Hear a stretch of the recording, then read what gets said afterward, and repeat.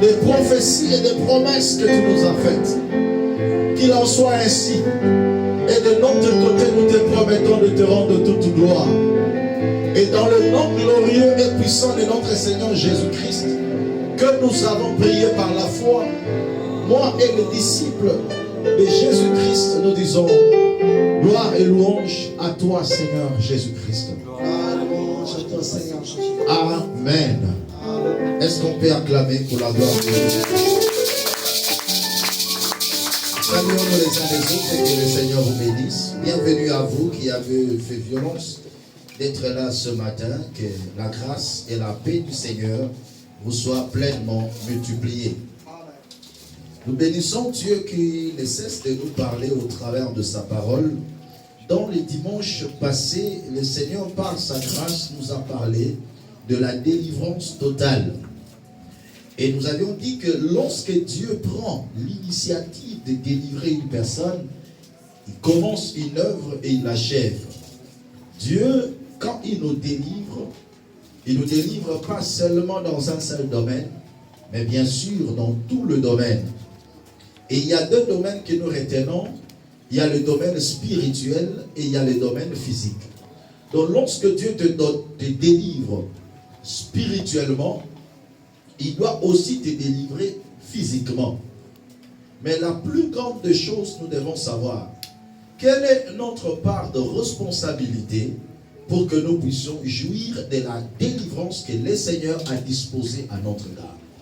Vous devez savoir, dans tout ce que Dieu peut faire dans nos vies, dans toute action de Dieu dans nos vies, il y a la part de responsabilité de Dieu et il y a aussi notre part de responsabilité. Donc pour que nous puissions jouir pleinement de l'activité de Dieu, de l'intervention de Dieu dans notre vie, nous devons aussi faire notre part de responsabilité.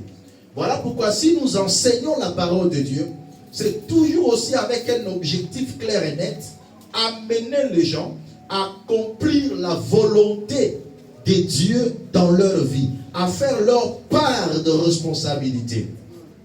Et la question se pose, qu'est-ce que Dieu attend de moi pour que je bénéficie de la délivrance?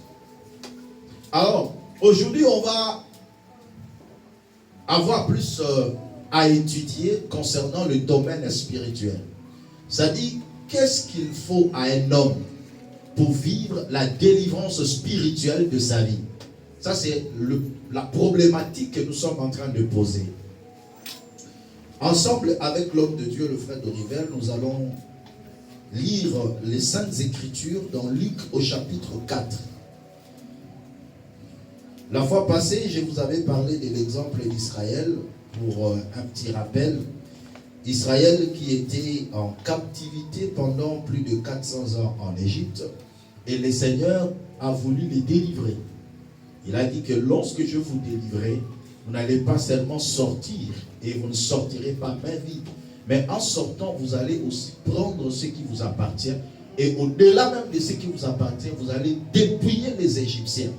Pendant que j'ai remédité encore ce message, il y a une pensée prophétique qui est venue dans mon esprit. Pourquoi Dieu avait demandé à Israël de dépouiller l'Égypte?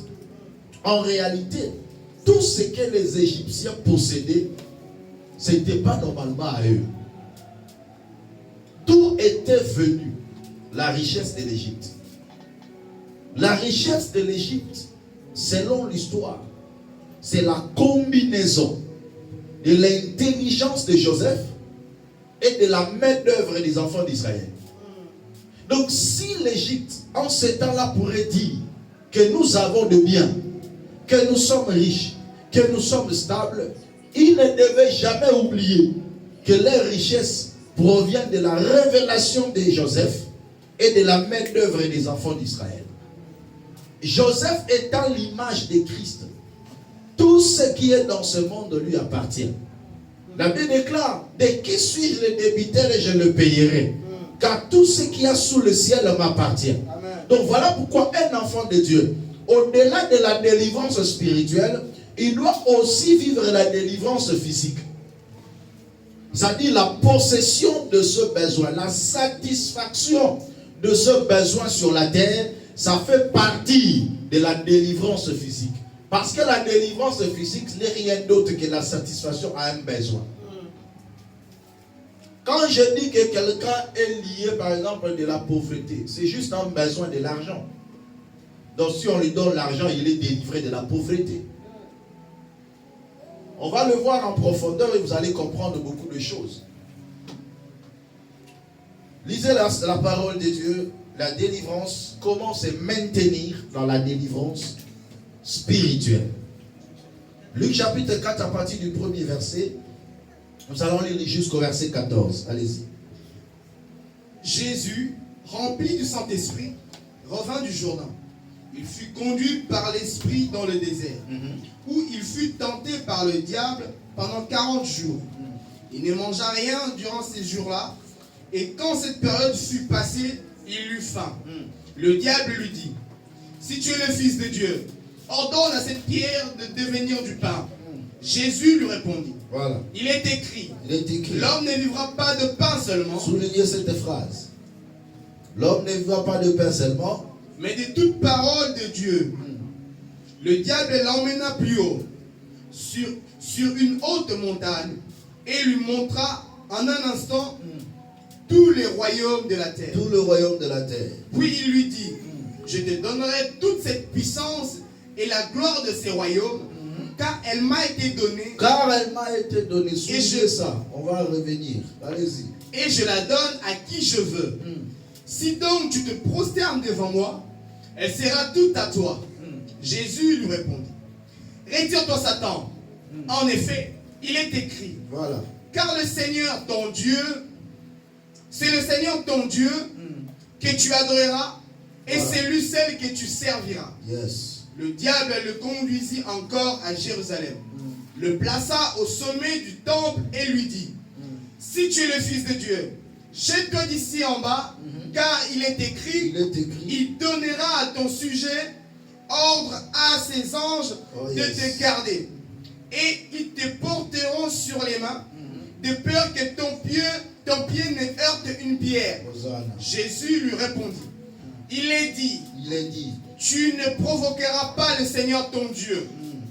Après l'avoir tenté de toutes ses manières, j'aime cette phrase, verset 13, allez-y. Le diable s'éloigna de lui. Après avoir répété ça, après l'avoir tenté de toutes ses manières, après l'avoir tenté de toutes ses manières, le diable s'éloigna jusqu'à un moment favorable. Gloire à Dieu. Et le verset 14 pour clôturer. Jésus, revêtu de la puissance de l'Esprit, retourna en Galilée, et sa réputation gagna toute la région. C'est la parole du Seigneur. Amen. J'ai 3 éléments essentiels à retenir aujourd'hui. Je vais aller rapidement, mais être concis pour que vous puissiez retenir ce qui est important. Bien-aimés dans le Seigneur, cette histoire, vous le connaissez très bien, mais j'aimerais que vous le connaissiez encore mieux aujourd'hui. On nous parle de Jésus qui est rempli du Saint-Esprit, fut conduit par l'Esprit dans le désert. Pendant 40 jours et 40 nuits, il ne mangea rien. Pourquoi? Parce qu'il était en prière. Vous devez savoir une chose. Avant que je dise quoi que ce soit, la prière reste un élément incontournable dans tout le domaine de la vie d'une personne. Amen. Tu ne peux jamais t'en passer. La prière doit être ta mode de vie. La prière doit être ta respiration. La prière doit être ton style de vie. La prière doit être un devoir quotidien. La prière doit être une obligation que tu t'imposes. La prière n'est pas une punition, mais c'est une vie. Comme tu prends du plaisir à manger, prends du plaisir aussi à prier. Quand tu prends plaisir à boire de l'eau quand tu as soif, prends du plaisir aussi à prier. Quand un enfant de Dieu, la prière devient un fardeau pour lui, tu n'es pas encore arrivé. Alléluia. Quand un enfant de Dieu, on doit te pousser à prier, on doit te demander, prie, tu n'es pas encore arrivé.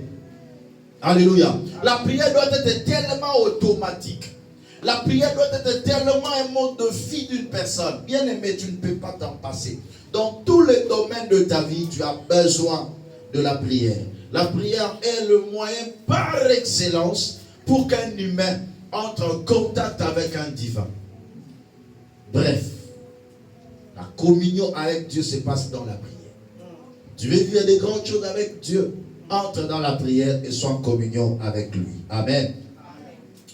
Et lorsqu'il sort de là, suivez-moi bien, l'objectif de cet enseignement, je posais la problématique en disant, quelle est ta part de responsabilité pour que tu vives la délivrance? Et c'est aussi ce genre de points que nous aurons à développer davantage pour que l'homme se maintienne dans la délivrance. En réalité, dans l'église du Seigneur, on ne doit pas commencer à venir chaque jour, on délivre une personne sur le même démon qu'il lit. Aujourd'hui, on le chasse, il sort pas. Le lendemain, on le chasse. Soit il sort après, il revient. Il sort après, il revient. Non, non, non. Quand un démon sort de la vie d'une personne, l'homme doit commencer à se maintenir maintenant dans cette délivrance pour ne pas perdre sa délivrance. Parce qu'il est possible d'être délivré et de perdre sa délivrance. C'est possible. C'est possible que quelqu'un puisse avoir besoin de délivrance tout le jour. Pourquoi? Parce qu'il n'arrive pas à maintenir sa délivrance. Je vois très bien. Parce que lorsqu'un esprit sort de l'homme, il va dans les lieux arides cherchant du repos. N'en trouvant point, il dit, je retournerai dans ma maison d'où je suis sorti. Et quand il arrive, il trouve que la présence de Dieu n'est pas permanente. Il s'en va, il prend 7 autres esprits plus méchants que lui. Ils viennent s'établir dans la vie de cet homme. Et la Bible déclare que la dernière condition de cet homme sera pire que la première. Toute cette personne aura encore besoin de la délivrance. Et cette délivrance sera encore plus difficile. Heureusement, auprès de Dieu, rien n'est impossible. Bien-aimé, Christ a prié pendant 40 jours. Et le 40e jour, la Bible déclare, il eut faim. Un besoin naturel s'élève. Cependant, il est en train de défendre une cause spirituelle. Cependant, il est en train de s'approvisionner spirituellement. Mais un besoin physique vient pour faire échouer toute une provision de 40 jours. Suivez-moi très bien. 40 jours dans la prière. 40 jours en train d'emmagasiner de capacités surnaturelles. Mais à la fin, la Bible déclare, il eut faim. Et le diable est venu pour lui dire, si tu es fils de Dieu, ordonne à cette pierre de devenir un pain. Pour satisfaire un besoin physique, il était à 2 pas de perdre quelque chose de surnaturel qu'il avait emmagasiné pendant 40 jours. Et pourquoi le diable le dit que cette pierre devienne un pain? Pourquoi pas un livre? Pourquoi pas un rouleau? Mais un pain. Pourquoi pas un costume? Alléluia.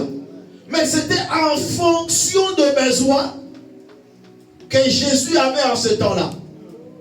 Le diable ne tente pas une personne de la manière vague. Mais si le diable tente une personne, c'est d'une manière bien précise et concise. On l'appelle le malin. C'est-à-dire, il sait faire des choses pour que l'homme ne se rende pas compte que c'est lui. Quand tu as un besoin, tu dois savoir une chose, enfant de Dieu. La tentation vient quand l'homme est dans le besoin. Saisis cette phrase.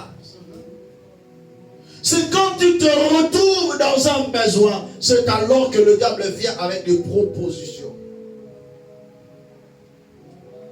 Beaucoup de gens ont détruit leur vie au moment où ils se retrouvaient dans le besoin. Fais très attention lorsque tu te retrouves dans un besoin. Le diable te visitera.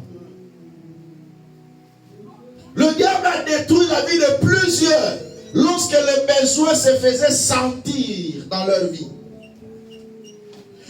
un besoin monte dans ton cœur, augmente la dimension de prière. Parce qu'à côté, le diable viendra avec la tentation. Qui a dit Amen? Et le diable, lorsqu'il vient avec la tentation, il vient avec des opportunités. Il appelle des opportunités diaboliques. Il savait que Jésus, étant Dieu, avait la capacité de transformer cette pierre en pain. Il le savait. Et lorsque le diable vient avec la tentation, il va préparer la tentation de la manière à ce que tu dois faire puisse corroborer à tes compétences. Est-ce que quelqu'un est en train de comprendre? Je vais entrer en profondeur et puis donner quelques exemples. Si vous constatez très bien, lorsque l'homme se trouve dans un besoin, le diable cherche un moyen où l'homme est capable de faire afin de tomber dans un péché. Comme il sait que Jésus est capable de prendre cette pierre, de déclarer, parce qu'il est Dieu, il peut déclarer, je veux que cette pierre devienne un pain. Lui qui du temps de Moïse pourrait changer une verge à un serpent et un serpent à une verge. D'où il est aussi capable de prendre une pierre et de déclarer seulement une parole et ça devient un pain. Il avait la possibilité de le faire. Mais le plus grand problème c'est quoi? C'est qui le demande de le faire. C'est là où je vais tirer un point. Pour que Jésus en réalité vive, normalement il devait vivre parce qu'il a besoin d'un pain. Son âme avait besoin du pain. Son corps avait besoin du pain pour se réanimer. Mais le Seigneur lui dit, l'homme ne vit pas seulement de pain. La dimension que le Seigneur amène le diable, c'est pour que nous aujourd'hui nous comprenions que ta vie ne dépend pas d'abord des choses de la terre. Même si tu peux en avoir besoin, mais ne vis pas pour cela. Voilà pourquoi le premier point, l'homme doit saisir que tu dois vivre pour Dieu. Si tu veux vivre pleinement ta délivrance, tu dois prendre la décision de vivre pour Dieu. Tu ne vis pas pour un homme. Tu ne vis pas aussi pour ton corps. Mais tu vis d'abord pour Dieu. Cela veut dire quoi? Que je place Dieu à la première position de toutes choses. Mes actions, mes réactions seront fonction de l'ainsi dit l'Éternel.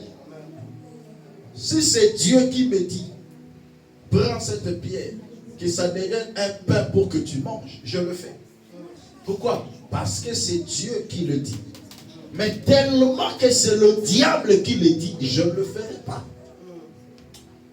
La vie d'un homme ne dépend pas des choses de la terre, mais de Dieu qui donne toutes choses.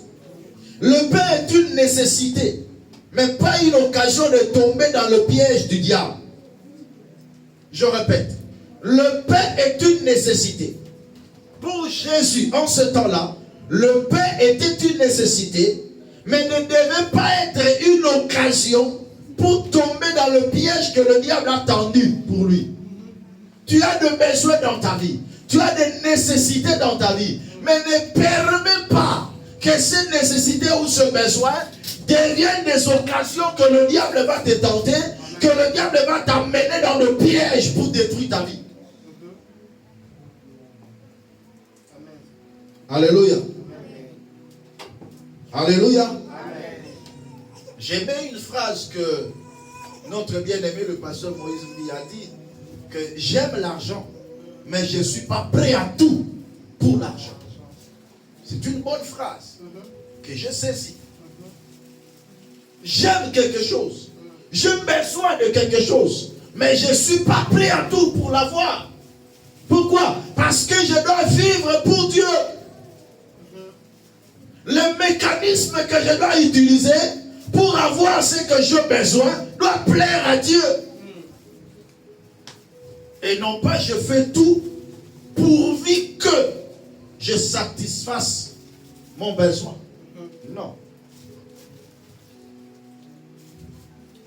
Beaucoup de gens vivent pour la nourriture. Beaucoup de gens vivent pour les vêtements. Mais ne vivent pas pour Dieu. Il y a deux choses, vivre pour Dieu et vivre par Dieu. Un chrétien doit être capable de vivre pour Dieu et vivre par Dieu. C'est-à-dire, tout ce que je dois posséder doit venir de Dieu. C'est-à-dire, tout ce que je dois posséder, Dieu doit approuver la manière que je dois disposer pour avoir la chose. Je peux avoir besoin d'argent, mais qu'est-ce que je fais pour l'avoir? Est-ce que Dieu approuve ses voies? C'est une qualité pour qu'une personne se maintienne hors du diable et dans la présence du Seigneur. Deuxième chose, le diable lui dit, si tu es fils de Dieu, ordonne à cette pierre de devenir le pain. Jésus répondit, il est écrit, l'homme ne vivra pas de pain seulement. Le diable l'ayant élevé, lui montra en un instant tout le royaume de la terre. Et lui dit, je te donnerai toute cette puissance et la gloire de ce royaume, car elle m'a été donnée et je la donne à qui je veux. Si tu te prosternes devant moi, elle sera toute à toi. Deuxième dimension encore, ce qui est plus grave. Il prend Jésus, il le montre le royaume de la terre. Parce que tu dois savoir que le diable amène une personne de dimension en dimension en termes de tentation. S'il ne t'attrape pas dans tel domaine, il passe dans l'autre domaine. Il ne reçut pas, il passe aussi dans l'autre domaine. Et un enfant de Dieu doit être calé dans tout le domaine de sa vie, afin de se préserver pur devant le Seigneur. Il lui montre le royaume de la terre. Il dit, si tu te prosternes devant moi, je te donne. Car ce royaume m'a été donné. Mais qui lui a donné? Mais oui, il avait raison.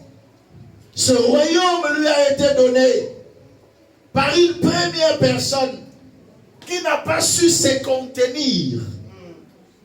Par le premier Adam, qui par la convoitise des yeux, à cause du pain, lui aussi était tombé. Le premier Adam est tombé à cause du pain. Je représente cela. Quand je dis le pain, ça dit la nourriture, le chaud de ce monde, par un fruit. Dieu lui dit, tu ne mangeras pas le fruit de cet arbre. Mais le diable dit, non, le Dieu sait que le jour où vous en mangerez, vos yeux s'ouvriront. Vous deviendrez comme des dieux, connaissant le bien et le mal. Cependant, ils étaient déjà des dieux. Et à cause de cette nourriture, la femme a vu que l'arbre était bon à manger, agréable à vue, précieux pour ouvrir l'intelligence. Il en prit et mangea. Et à partir de ce jour-là, il a cédé le royaume, la domination qu'il avait au diable. La richesse que Dieu lui a donnée, il a cédé cela au diable. Et le diable dit à Jésus, ce royaume m'a été donné et je le donne à qui je veux. Les richesses de la terre sont entre les mains du diable. Et il dit, je le donne à qui je veux. Mais à une seule condition, prosterne-toi devant moi. Et aujourd'hui, il y a des gens qui se prosternent devant le diable pour avoir les choses de la terre. Les gens se prosternent devant Satan pour avoir la richesse. Mais les enfants de Dieu doivent comprendre une chose. Le Seigneur dit, tu adoreras le Seigneur ton Dieu et tu lui serviras lui seul. Deuxième élément, être capable de servir Dieu et de lui obéir lui seul. Si tu veux te maintenir dans ta délivrance, tu dois servir le Seigneur. Tu dois obéir à Dieu. Vaut mieux servir Dieu, adorer Dieu, qu'adorer les hommes pour avoir les choses de la terre. Vaut mieux glorifier l'Éternel qui nous donne toutes choses, car il est écrit, c'est la bénédiction de l'Éternel qui enrichit.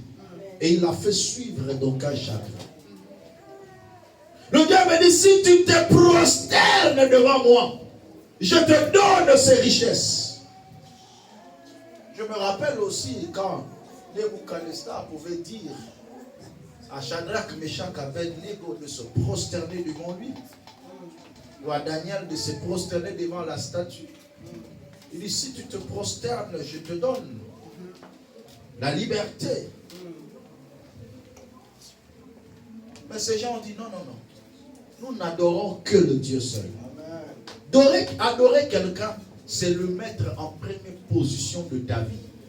Tout ce qui prend la première position dans ta vie, dans ton cœur, au-delà de Dieu ou à part Dieu, devient une idole. Ton argent peut être une idole. Ton mari peut être une idole. Ta femme peut être une idole. Les choses de la terre peuvent être une idole pour toi. Lorsque tu le mets en première position, c'est-à-dire que tu es capable de désobéir à Dieu pour obéir à une personne. Tu es capable de mettre à côté les affaires de Dieu tout simplement pour vaguer à quelque chose qui te tient à cœur. Lorsque Dieu ne prend plus la première place dans ta vie et que ce sont les choses de ce monde qui prennent la première place, tu entres dans l'idolâtrie. Tu adoreras l'Éternel ton Dieu seul. Tu le serviras lui seul. Ça doit être une devise pour un enfant de Dieu. Adorer Dieu seul. Servir Dieu seul. Je ne peux pas avoir quelque chose qui doit prendre la place de Dieu dans mon cœur.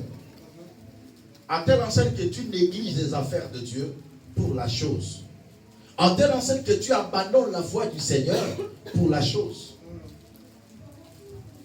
Aujourd'hui, parfois, je vois la foi des gens vis-à-vis des choses de Dieu n'est pas peut-être la même foi que nous avions vu lorsque nous avions cru. Alléluia. Oui, personne devait être capable de tout abandonner pour Dieu. J'avais un collaborateur qui a pris la décision de donner sa vie à Jésus, de commencer à prier, à servir Dieu. Et son père lui dit, si tu sers Dieu, je ne veux plus m'occuper de tes études. Si tu vas seulement à l'église, moi je me désengage de tes études. Et tellement que la flamme de Dieu, l'amour de Dieu bouillonnait dans son cœur, cet enfant prit le risque de dire que je choisis la voie du Seigneur. Et ce papa a exécuté sa volonté en disant que je ne paye plus. Alléluia. Je ne paye plus. Mais comme le Dieu qu'il a choisi est souverain, Dieu a pourvu dans sa vie. Dieu l'a fait grâce à terminer, à avoir son bac. Et même s'il n'avait pas le moyen de continuer à l'université, mais en ces temps, il est parmi les chefs d'une grande entreprise à Kinshasa. Et il vit bien sa vie. Pourquoi? Parce qu'il a obéi à Dieu plutôt qu'aux hommes. Ça nous paraît parfois de risques que nous prenons. Mais aucune personne ne peut prendre le risque pour Dieu et demeurer la même personne. L'Éternel est vivant. Amen. Tout le sacrifice que tu fais en servant le Seigneur, en adorant ton Dieu, cela ne passera pas outre devant les yeux du Seigneur. Amen. La vérité est que Dieu n'est pas injuste pour oublier nos œuvres. Le sacrifice que tu fais, parfois tu te dis que tu n'as rien, mais tu payes la salle. C'est un sacrifice que tu fais. Que Dieu puisse penser à toi à cause de ce sacrifice. Parfois tu as aussi des besoins. Ça ne veut pas dire que quand nous contribuons ici dans l'église, on n'a pas de propres besoins. Parfois on a des besoins. Parfois nos enfants ont des besoins. Parfois nos familles ont des besoins. Mais on le sacrifie pour Dieu. C'est un sacrifice. Voilà Voilà pourquoi moi je vous ai dit que mes genoux seront toujours à terre pour intercéder pour ceux qui font de bonnes œuvres pour Dieu. Alléluia. Et que le Seigneur vous bénisse abondamment.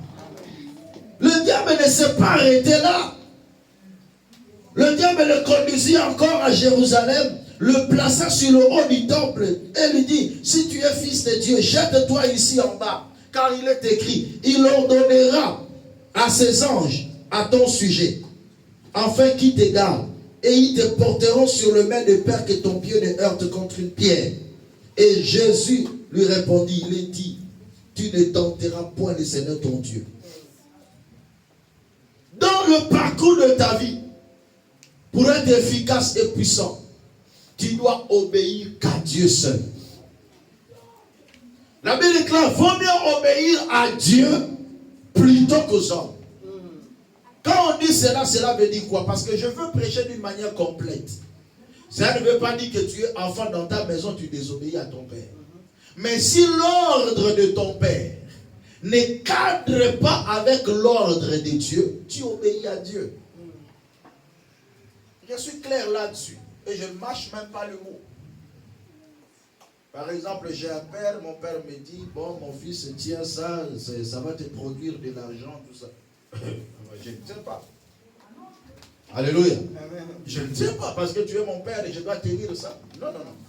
J'obéis à Dieu, mais pas à toi. La personne qui te pousse à faire le mal, quelle que soit son influence sur ta vie, vaut mieux obéir à Dieu. Amen. Plutôt qu'aux hommes. Nous avons vu des gens, à cause parfois de la galère, à cause de la souffrance, ils sont parvenus à obéir aux hommes, mais pas à Dieu. Dans mon pays, il y a beaucoup de femmes qui ont cédé à des patrons pour avoir des postes. Ils ont obéi aux hommes parce qu'ils avaient besoin d'un poste, parce qu'ils avaient des galères, parce qu'ils avaient besoin de l'argent. Mais ils ont obéi aux hommes, ils n'ont pas obéi à Dieu. Alléluia. Et la Bible déclare, là où je vais maintenant entrer en profondeur, après l'avoir tenté de toutes ces manières, le diable s'éloignant de lui jusqu'à un moment favorable. La puissance de la prière, vivre pour Dieu, adorer Dieu seul et le servir, lui obéir lui seul, te donnera des capacités surnaturelles et que le diable ne pourra plus tenir devant toi. Amen. La Bible déclare que le diable s'éloigna de lui. Pourquoi le diable s'avance auprès de toi et ne s'éloigne pas? Vérifie ta dimension de prière. Vérifie la deuxième dimension. Est-ce que tu vis pour Dieu ou tu vis pour les autres ou pour les choses de ce monde? Vérifie bien. Est-ce que tu adores Dieu? Est-ce que tu le sers lui seul? Est-ce que tu obéis à Dieu? Le diable trouve que dans cette personne est très calée. Je n'ai pas un endroit pour entrer. Après l'avoir tenté de plusieurs manières, comme je vous ai dit, le diable, lorsqu'il vient avec sa tentation, il ne touche pas seulement un seul domaine. Parce qu'il peut savoir que tu es fort dans ce domaine et il cherche le maillon faible. Dans quel domaine cet homme est faible? Voilà pourquoi dans ta vie, il ne faut pas que tes faiblesses soient manifestées. Même devant les gens. Ne manifeste pas tes faiblesses parce que le diable peut utiliser une personne qui est à côté de toi pour te tenter. On les appelle les esprits humains. Un esprit humain, c'est une personne, mais qui est à côté de toi. Il n'est pas un démon. Il n'est pas aussi un sorcier, mais que le diable peut utiliser pour te tenter. Un enfant de Dieu doit être avisé. Même tout autour de lui doit être avisé. Pourquoi parfois la Bible déclare, je vais vous expliquer aujourd'hui, que l'homme n'a d'ennemi que les gens de sa propre maison. Beaucoup de gens l'interprètent mal. Tu commences à avoir des hésitations sur le gens de ta famille. Non, ce n'est pas vraiment ça. C'est tout simplement pour dire que si le diable veut t'avoir, il peut facilement utiliser un membre de ta famille. Pourquoi? Parce qu'un membre de ta famille connaît tes faiblesses. Il connaît tes caprices. Il sait là où te toucher pour que tu te fâches. Est-ce que quelqu'un comprend? Mais c'est comme ça. Ta femme, s'il veut te pousser à te fâcher, mais il a beaucoup de facilité. Parce qu'il te connaît. Alors si le diable, ces jours-là, il veut te détruire, il veut que tu te mettes tellement en colère, mais il peut utiliser ta femme. Il peut utiliser ton mari. Il peut utiliser ton enfant. Voilà pourquoi un enfant de Dieu doit toujours être calé dans tout le domaine. Que le diable n'entre pas.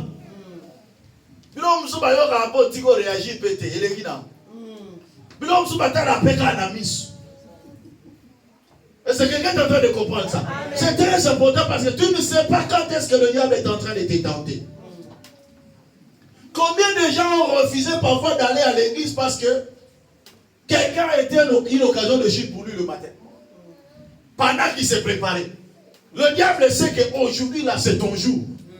Dieu va te parler, Dieu va te bénir. Parce que chaque jour que nous venons dans la présence de Dieu, nous ne sortons pas la même personne. Amen. Mais le diable sait qu'aujourd'hui c'est son jour. Je dois l'empêcher à tout prix de ne pas y aller. Il va utiliser qui? Mais en poche. C'est plus simple que ça. Le diable ne va pas prendre un sorcier douce pour l'amener à te tenter. Non, il va utiliser celui qui est à côté de toi. Les possibilités que nous avons peuvent constituer des signaux du diable pour nous tenter. Les hommes qui sont autour de nous. Voilà pourquoi il faut bien protéger son entourage pour que le diable n'entre pas. Est-ce que quelqu'un comprend? Protège ton entourage pour que le diable n'entre pas. Protège ta maison, protège tes enfants, ta famille, pour qu'ils ne constituent pas des occasions ou des portes d'entrée que le diable va entrer par eux. Alléluia.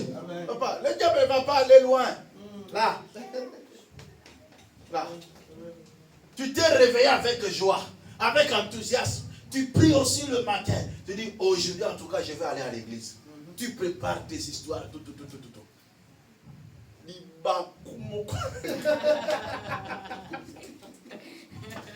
Alléluia. Une parole peut sortir de nulle part, remplie d'esprit démoniaque.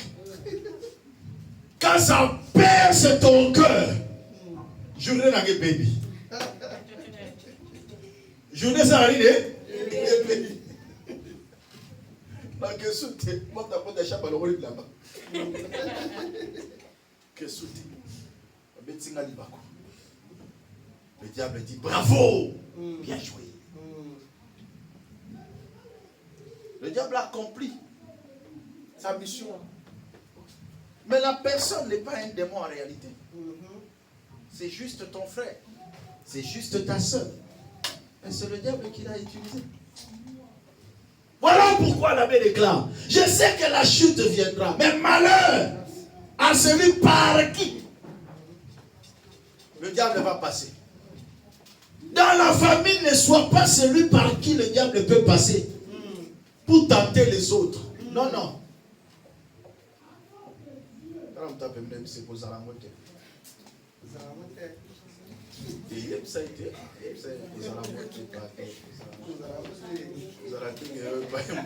C'est dans la route qui est là.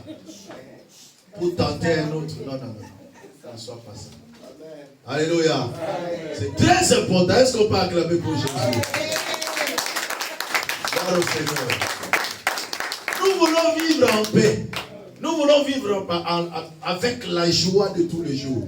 Mais n'oubliez pas que le diable rôde autour de nous comme un lion rugissant. La Bible dit là, il cherche qui va dévorer. Voilà pourquoi un enfant de Dieu doit avoir le discernement.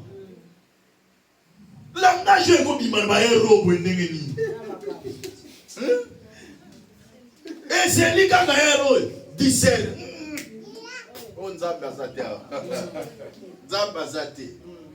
C'est comme ça qu'il faut discerner les choses.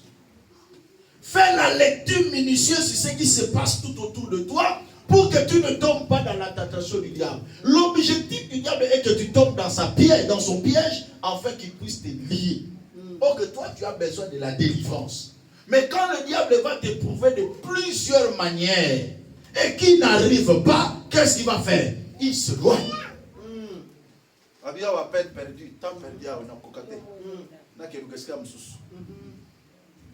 Ma prière est que le diable dise ainsi pour toi.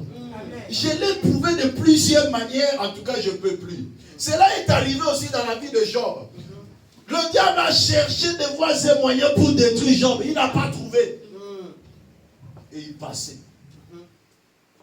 Il passait tout le jour devant Job. Pourquoi? Parce que Job il veillait sur sa famille.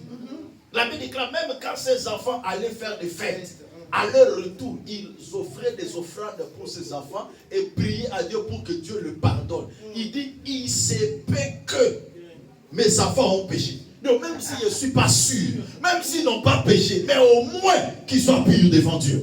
Afin que le diable ne trouve pas une issue pour entrer. Et le diable n'entrait pas. Quand Dieu lui a posé la question, as-tu vu mon serviteur Job? Qu'est-ce qu'il a répondu? Est-ce qu'il ignorait Job? Non, il le connaissait. Il dit, c'est parce que tu le protèges. Donc quand le diable dit, tu le protèges, c'est que j'avais tenté un jour. Je n'avais pas pu. Amen. Sécurise ta maison. Amen. Sécurise ta famille. Qu'il n'ait pas la tentation qui va entrer. Qu'il n'ait pas un maillon faible. Un maillon faible dans la famille. Azalate. Un maillon faible dans la famille. Si vous avez un maillon faible, vous avez un maillon faible. Mais maillon faible. On doit le soutenir pour que le diable ne passe plus par lui. Pourquoi? Parce qu'il est l'occasion de chute de tout le jour pour plusieurs. Donc, à tous, on a posé au syndicat, vous colorez, mais la cognato. Comment on voit ça là, la souki. Parce que chacun de nous a ce qu'on appelle la limite du supportable. Mais un enfant de Dieu doit aller au-delà de sa limite du supportable. Voilà, ça va rebattre. Bon Dieu, mais souki. C'est ça.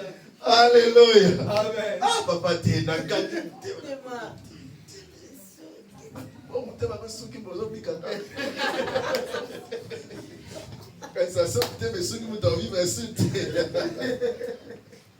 Alléluia. Et la Bible déclare, lorsque le diable s'éloigna, le verset 14, Jésus revêtu de la puissance de l'Esprit. Jésus revêtu de la puissance de l'Esprit. Pour clôturer. Là, le diable ne viendra plus. Tu es semblable à un verre qui est plein d'eau et l'insecte ne peut plus entrer. Est-ce que quelqu'un comprend? L'insecte ne va plus entrer. Tu as atteint la plénitude de la puissance. Et le diable ne viendra plus pour détruire ta vie. Est-ce que quelqu'un a compris? Amen. Sois prudent dans le parcours de ta vie. Amen. Veille sur ta vie de prière. Que personne ne te pousse à diminuer ta vie de prière. Au contraire, augmente ta vie de prière. Va de gloire en gloire. Amen. Augmente le temps de prière. Maximise ta vie de prière. Amen. Alléluia. Amen. Vivre pour Dieu. Ne vis pas pour les choses de ce monde. Dieu nous donne les choses de ce monde. Il nous le donne. Mais ne le reçois pas auprès du diable. Dieu peut te le donner. Tout ce que tu as besoin. Donc pour dire que quand tu reçois une bénédiction, il faut que la source de la bénédiction soit pure. Ne te précipite pas. Fais ce que tu as à faire. Et que Dieu te bénisse. Vivre pour Dieu. Troisième élément. Servir Dieu seul.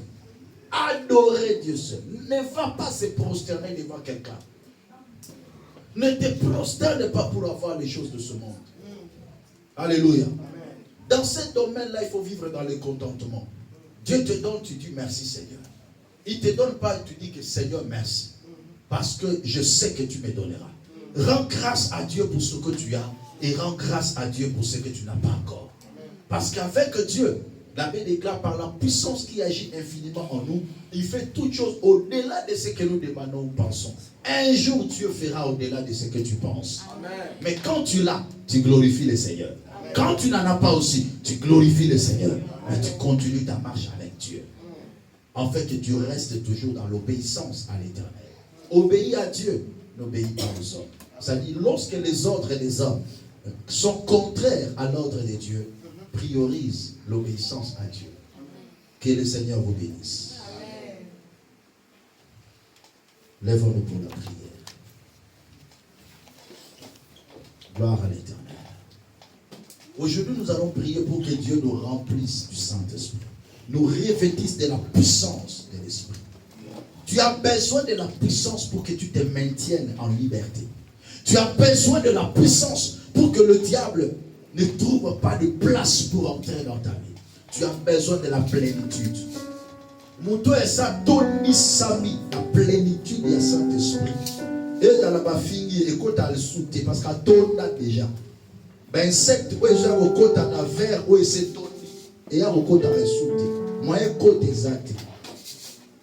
Et au tika l'animal. Tu as besoin de la plénitude. Lèvons-nous tous, s'il vous plaît. Parce que tu dois prier le Seigneur. Tu vas demander à Dieu de te remplir de son esprit. Commençons d'abord à dire merci à Dieu pour sa parole. Prions le Seigneur au nom de Jésus. Alléluia. Seigneur, nous te disons.